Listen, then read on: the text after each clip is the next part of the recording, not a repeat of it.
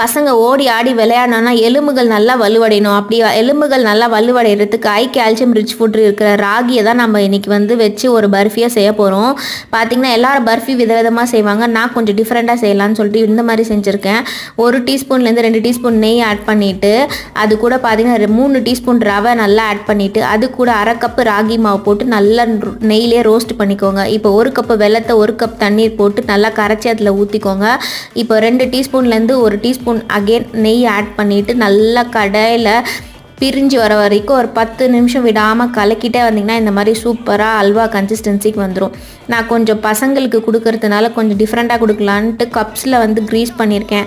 கீயை க்ரீஸ் பண்ணிவிட்டு ஒரு 1/2 மணி நேரம் மட்டும் ஃப்ரிட்ஜில் வச்சு எடுத்தோடனே இந்த மாதிரி கப் கேக் மாதிரி எடுத்து அதை வந்து பீஸாக கட் பண்ணி கொடுத்தாங்க. சூப்பராக இருக்கும். கண்டிப்பாக இந்த மாதிரி ட்ரை பண்ணி பாருங்கள். என் ஹஸ்பண்டை வந்து மறந்துட்டாங்க குழந்தைய கூட்டு வரத்துக்கு. ஸோ நான் போயிருந்தேன். பிடிச்சிருந்தா லைக்கை தட்டுங்க.